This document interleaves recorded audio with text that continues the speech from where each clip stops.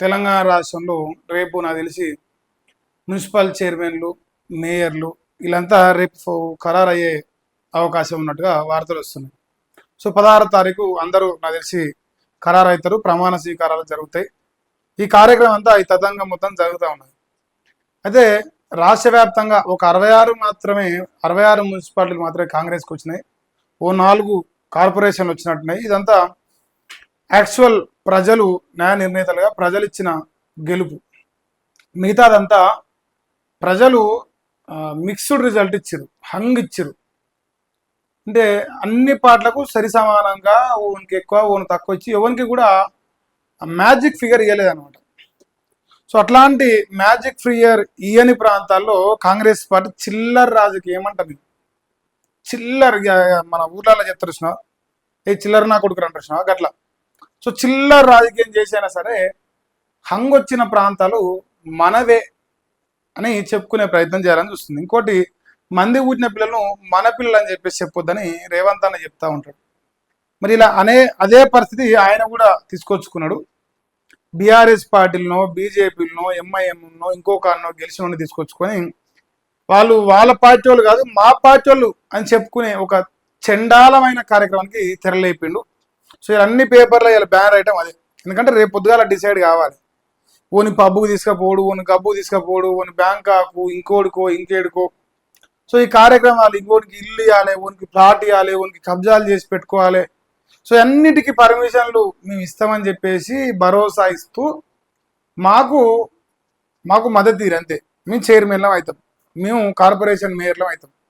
తద్వారా దేశవ్యాప్తంగా ఇక కాంగ్రెస్ పార్టీ బలపడుతుందని ఇక్కడి నుంచి తీసుకుపోయి అక్కడ చూపిస్తాం అని ఒక డ్రామాలు ఆడుతుంది. వాస్తవానికి ప్రజలు తెలియదా? ప్రజలు ఓటేసింది ప్రజలు. మేము ఎవరికి ఓటేసినాం, ఎవడొచ్చి మేయర్ సీట్లో కూర్చుండు, మేము ఎవరికి ఓటేసినాం, ఎవడొచ్చి కౌన్సిలర్గా చైర్మన్గా కూర్చున్నాడు, ఇది ప్రజలకు తెలుస్తుంది.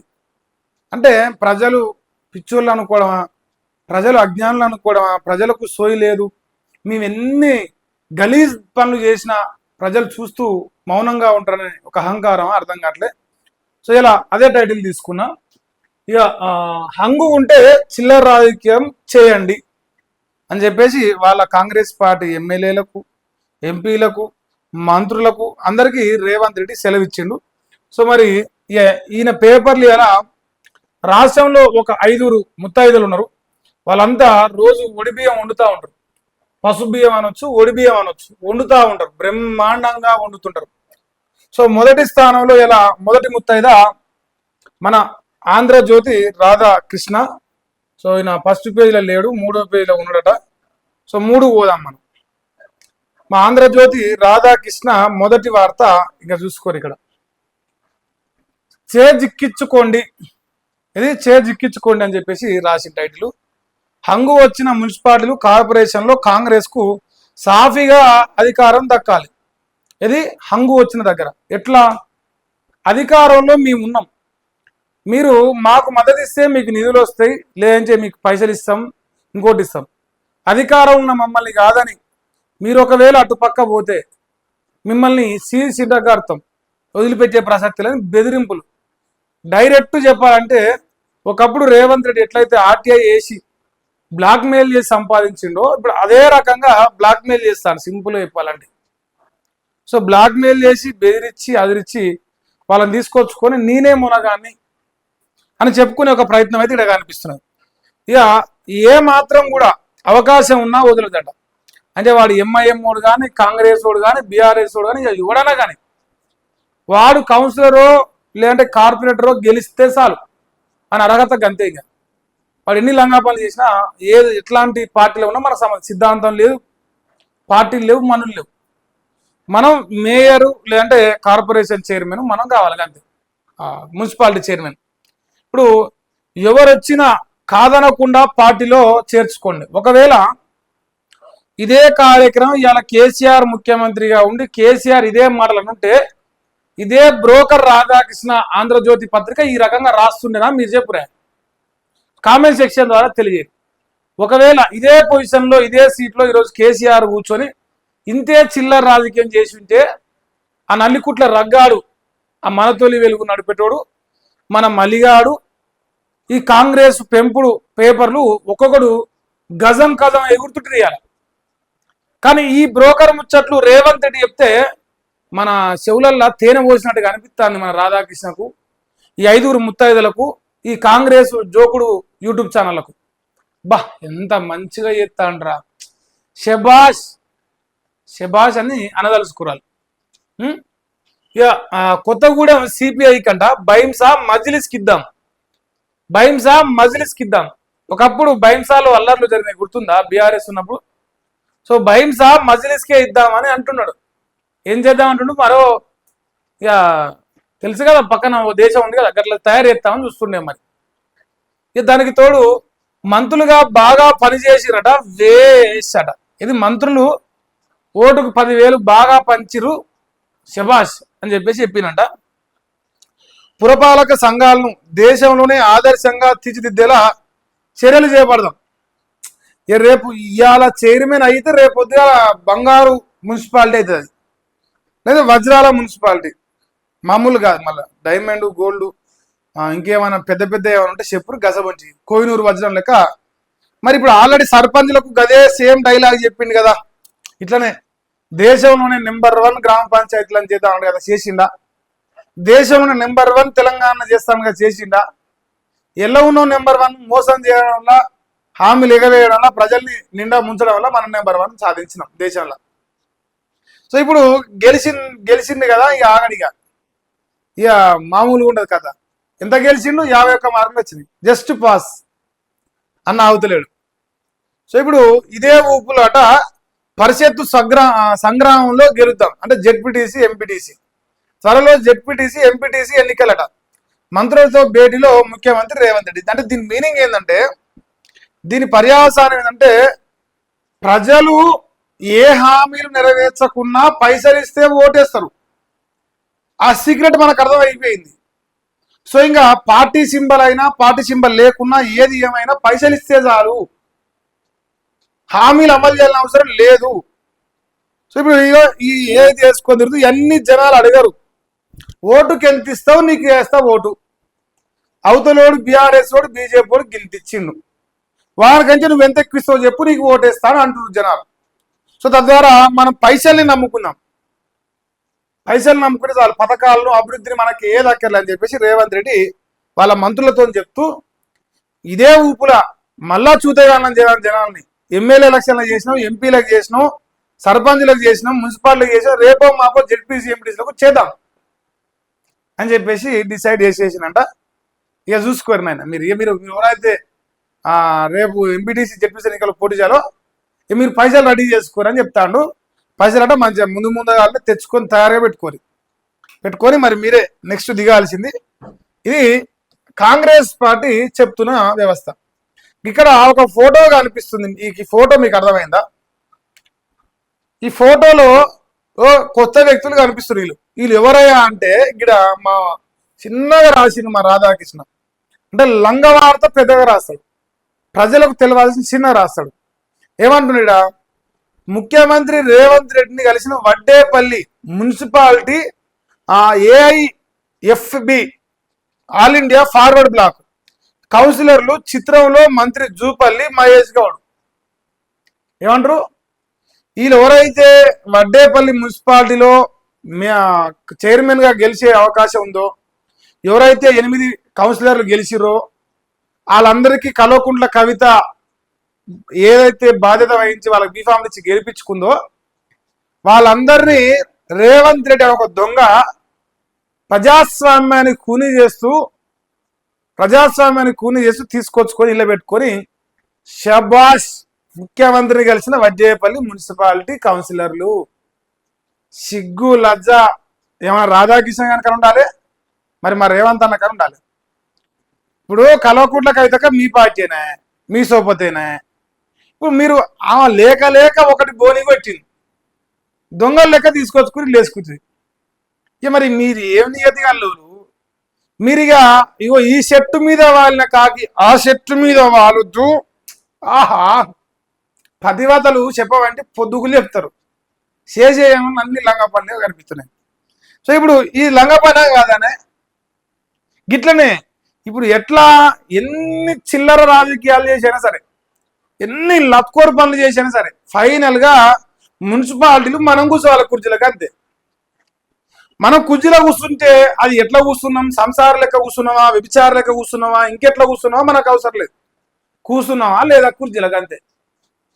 ఇది మా రేవంత్ రెడ్డి నీతి, మరి ఆయన చెప్పదలుచుకున్న విషయం. దీన్ని ఈ ముత్తైదలు ఒక్కొక్క ఆమె ఎట్లా వండుతుందో ఒకసారి మనం చూద్దాం. ఇగో ఒక ఆమె, ఈమె పేరు వెలుగు, ఈమె రెండవ ముత్తైద. ఈమె పసుపులా, ఇప్పుడు బియ్యంలా పసుపు కలుపుతాను ఈమె. ఆమెనేమో బియ్యం తెచ్చింది, ఈమెనేమో పసుపు కలుపుతాను చూడండి. హంగులపై ఉత్కంఠ, చాలా చోట్ల ఇండిపెండెంట్లే కింగ్ మేకర్లు. ఎక్సాఫీషియో సభ్యుల ఓటు హక్కుపై ఈసీ క్లారిటీ ఇచ్చింది. రాజ్యసభ సభ్యులు ఎమ్మెల్సీలకు స్థానికంగా ఓటు హక్కు ఉండాల్సిందే. హైకోర్టు తీర్పు మేరకు కొత్త మార్గదర్శకాలు, మారుతున్న సమీకరణాలు. రేపే మేయర్, చైర్పర్సన్ ఎన్నికలు, జోరుగా బేరసారాలు, అన్ని చోట్ల క్యాంపు రాజకీయాలు జరుగుతున్నాయి. ఇక మా నల్లమల పులి, ఇగో కరీంనగర్, నిజామాబాద్ చేజారొద్దు, మంత్రులతో భేటీలో సీఎం రేవంత్ రెడ్డి. ఈడ ఎన్ని వచ్చినాయి వీళ్ళకు? కరీంనగర్లో నాకు తెలిసి 14, 17, నాకు ఎగ్జాక్ట్ ఐడియా లేదు ఫిగరు. ఆల్రెడీ ఇండిపెండెంట్లు ఉన్న వాళ్ళు మ్యాజిక్ ఫిగర్ టచ్ చేసింది బీజేపీ. 34, 35 ఆ ముగ్గురు ఆల్రెడీ వాళ్ళ పార్టీ వాళ్ళే ఇండిపెండెంట్ గా పోటీస్తే వాళ్ళ ముగ్గురు, ఓ ఇద్దరిని వాళ్ళు తీసుకున్నట్టు ఆల్రెడీ మ్యాజిక్ ఫిగర్ టచ్ అయిపోయింది. ఇది కొట్టాలట. ఎవరు తెలుసా దీనికి ఇన్ఛార్జులు? అదే మేయరు, మంత్రులు శ్రీధర్ బాబు, పొన్నం ప్రభాకర్ కరీంనగర్ బాధితులట. అంటే ఈ బ్రోకర్ పని చేస్తానికి వీళ్ళకి ఇచ్చిన అంటుంది అంతే. ఇక ఇప్పుడు ప్రజాస్వామ్యతంగా ప్రజలు మెజారిటీ సీట్ల వరకు ఇస్తే వాళ్ళు నైతికంగా గెలిచినట్టు. అలా 30 సీట్లు వచ్చినాయి, 5 సీట్లు ఇండిపెండెంట్, ఏ పార్టీకి సంబంధం లేని వ్యక్తులను తీసుకోరు. మా అన్న మనం అంతకంటే పెద్ద లంగాలంతా తయారైదాం, మనకేంద్ర ఎంఐఎం లేడా? ఆడ ఎంఐఎం, కాంగ్రెస్, బీఆర్ఎస్ 3 కలిస్తే కూడా అప్పుడు ఆడ 31 అవుతున్నాయి, 31 అవుతాయి అంటే 30 అవుతాయి. మరి ఎట్లా కొడతాడు మేయర్ సీట్ అంటే? మరి అది గుడుంబా సెంటర్లో తెలివి, ఆ తెలివి గుడుంబా సెంటర్లో అలా పోయి గుడుంబా సారా అంటారు ఇట్లా కలుపుకొని తాగిన బ్యాచ్ కాబట్టి మరి అర్థం అవుతలేదు తలకాయకు.